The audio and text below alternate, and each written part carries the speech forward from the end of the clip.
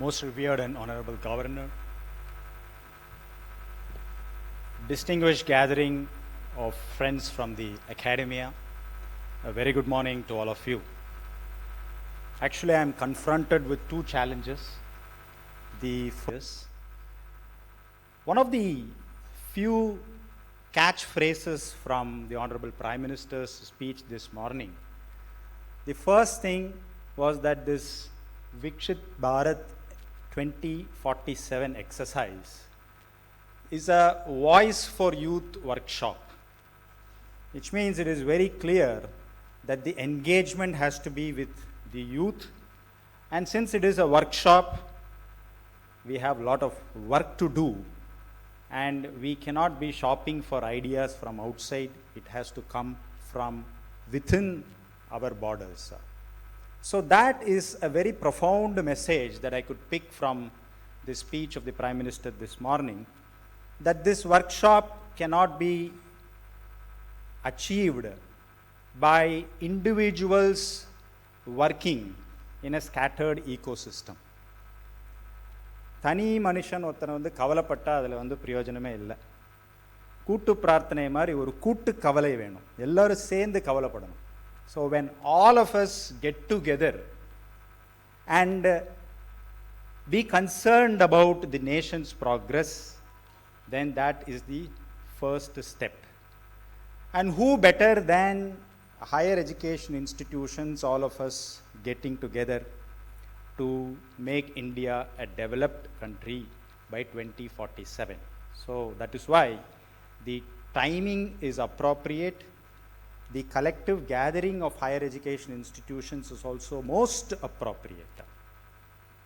Then the topic governance and security. I am not going to get into the nuanced details of governance and security. It could be technology, it could be sciences, it could be geopolitics, it could be strategy and all of that. But I am just trying to give a very open position on two things that immediately struck me that can quickly align our thought process in this governance and security.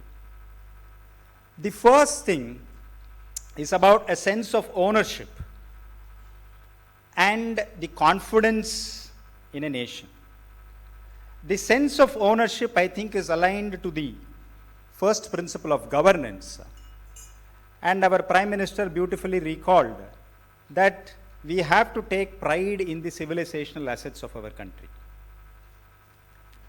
The country as a whole has a civilizational continuum that no country in the world enjoys.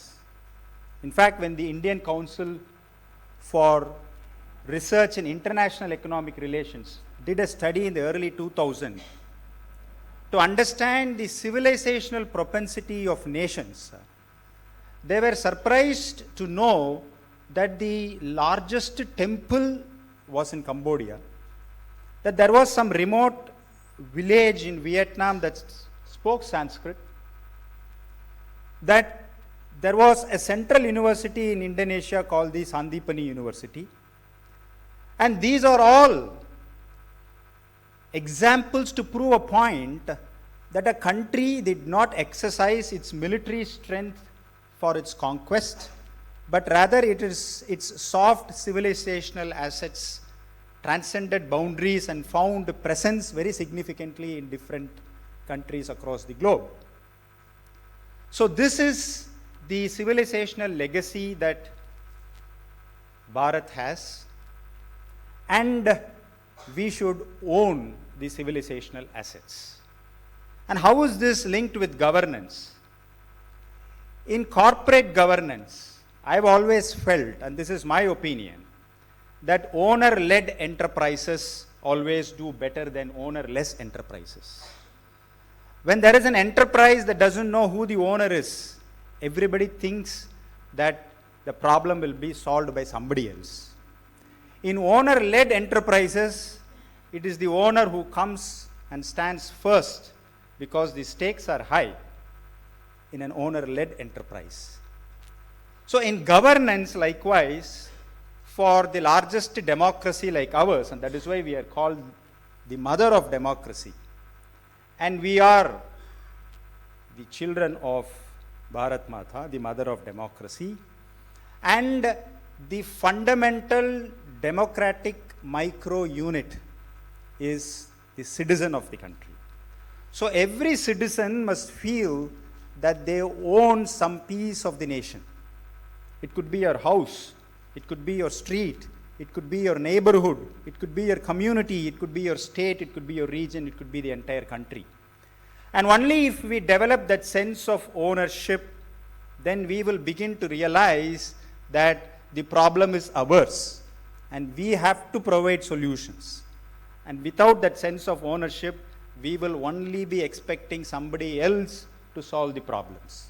So my first appeal is collectively we should build this sense of ownership and own whatever be the part that we want to contribute and start thinking about how we can do that. And that is why the Prime Minister was very emphatic when he said, the portal doesn't stop with ideas. What are you going to do to actually make that happen? So it is not just ideation, but also action. And that can come only if we build a sense of ownership. So that's the type of governance thought process that we should have in mind, that we own a part of our country. Big or small, that is different. It depends on the size of the institution and our capacity. But there must be a foundational ownership. Only then you can be able to provide solutions to immediate problems. The next is security.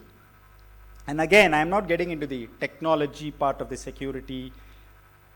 The very fundamental view on security is, I have always felt that if we don't have confidence in a nation, then the nation becomes vulnerable to outside attacks. So as responsible citizens, and as we make this sankalp for a developed India by 2047, this is the time, the Amrit Kal moment for us, where we have to feel very confident about our nation. We should have the thought process always lingering in our minds that nothing is too late and nothing is impossible, and we can do it all by ourselves. And that was the spirit of Atmanirbhar Bharat, that we can do things ourselves indigenously. And who better than Swami Vivekananda? Professor Velraj was sharing Swami Vivekananda in his last slide, can send us a message on this particular day to build that sense of confidence which is directly linked with a nation's security. And all of you know, when Swami Vivekananda went and addressed the World Parliament of Religions in 1893, it was not just an exercise that happened just like that. Before going to Chicago, Swami Vivekananda actually toured the length and breadth. We had famines and floods across the country. And it is with that baggage, Swami Vivekananda landed in Chicago in 1893. And any ordinary person would have just made an easy appeal to the world saying that we have problems, please come and help us. But it is the saintly, tall statesmanship of Swami Vivekananda who began his address, sisters and brothers. And I am told the applause that he received for his beginning part was actually, the duration of that applause was more than the speech itself. And he was telling the world that India is a superpower and it has solutions to the world problems. And remember the context in which he was speaking after looking at ravaged India before he landed in Chicago. And 4 years later, in a place not very far from Raj Bhavan, here in the beach side there in Swami Vivekananda's house in 1897, Swami Vivekananda made an appeal. And he said, I close my eyes today and I look at our country and I see that 50 years from now, 50 years from 1897, I can see Bharat Mata sitting on a high pedestal. And true to his words, we got our independence in 1947.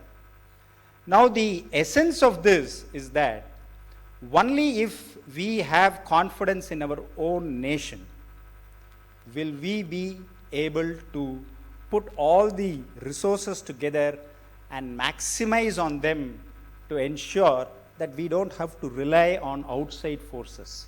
The more and more there is reliance on outside forces, the more and more our security is porous. So that is why, I didn't want to dwell on the science and technology and other parts, but more on a very soft knowledge part of how it is essential that we need to develop both these dimensions which are directly linked to governance and security. One, the ownership of the nation, the confidence that the nation can do. And if we have this both together, then there is no stopping the growth of our country. And to do this, as the Prime Minister said, that we just cannot be agents of change, we have to be the beneficiaries of change. So we have to be institutions that have to catalyze this change. And as institutional leaders, we cannot, including myself, we cannot afford to be intellectual paratroopers. We have to be foot soldiers, get into the ground realities, work closely with our youthful student community. Because we know, the very popular adage, arise awake. Tomorrow as we wake up, we see a new rising India. We should also wake up to a new conscience that tells us that we have to own a piece of that rising India, and we have to be very confident about the civilizational assets that we have. And only if these two get together, then we will see a lot of activities that as responsible leaders of educational institutions we can do together to achieve this dream of a developed India by 2047. Thank you very much.